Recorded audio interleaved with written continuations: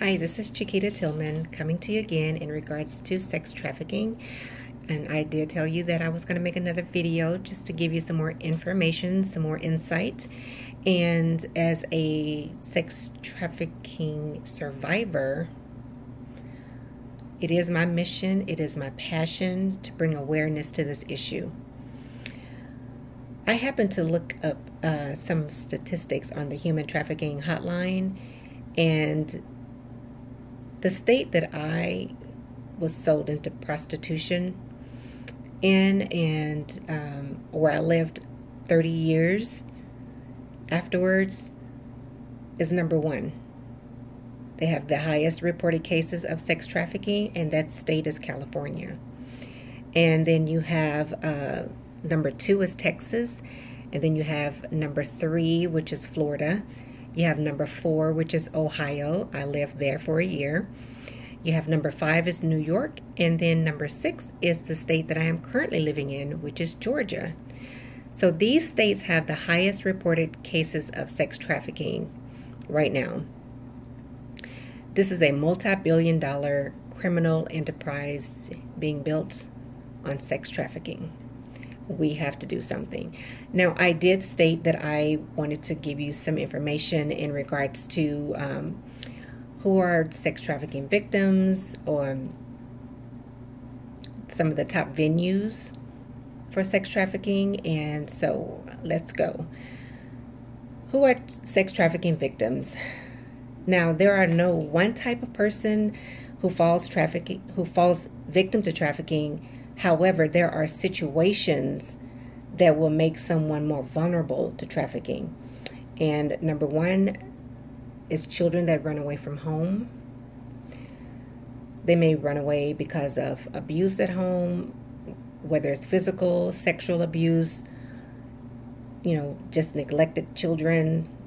They are often weak and vulnerable to smooth-talking pimps and traffickers who lure them in by making false promises like, I'll take care of you. Nobody will ever hurt you again. I'll give you food. I'll give you a place to stay, etc. And because these children are weak and vulnerable and they have nowhere to go, they're hungry, they fall into the trap. And so these victims, honestly, can be as young as 11 years old. Now, the life expectancy when children are forced into this lifestyle, even women, their life expectancy can be anywhere from 7 to 10 years. And that's because many will commit suicide, homicide, will fall victim to homicide, to diseases, or drug overdoses. And while even some may attempt to escape, they're often beaten over and over and over again until they submit to their fate. That's number one. Number two is children using social media. Yes, Facebook, Snapchat, Instagram, and these other social media avenues. They're being duped and manipulated into relationships with older men, not understanding what their true intentions are. And by the time it's figured out, it's too late. They've already fallen victim. So parents, please pay attention to what your children are doing on social media. It's very important because they are so easy to get caught up into manipulation. So please be careful with your children. And then you have those who connect with gangs.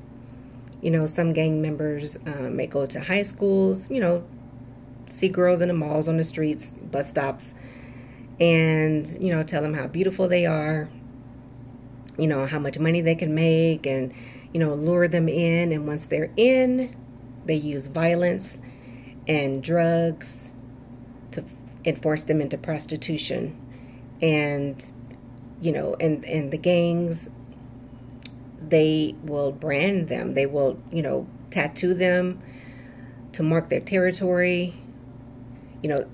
Some women or some children may fall victim to gangs because they feel like that their family, They're taking care of me. They're watching out for me. So gangs are actually a big part of sex trafficking right now.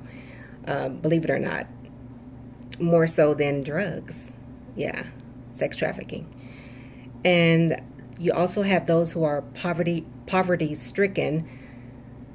Many are lured in by promises of a job. You have a lot of families like in other countries that are really poor, and someone promised them money or jobs, and so they're duped into sending their women and children away, believing that they're going to work a job, when in reality they're actually falling victim to sex trafficking. So these are some ways of how they lure victims into. So just be careful. Be careful of being online. Be careful how you treat your children. You don't want them to run away. Just be very, very careful, because the victims in this lifestyle, every day they are raped, they are assaulted, they are neglected, starved, they're tortured, they're, imprisonment, they're, false imprisonment, and then, exploitation. Then there's drugging. There's the emotional, mental, physical abuse that happens daily. Not to mention the sexual abuse. So let me also give you the top venues for sex trafficking. Number one is motels. Now, back when I was, into it, motels, they used the low-key motels, the little ones that no one pays attention to. So motels. But now they're more sophisticated now. They're actually kind of watching those little bit motels more closely now, because they know what's going on. But motels, and then you have the hotels, where the higher end clients want to go, not to be too obvious.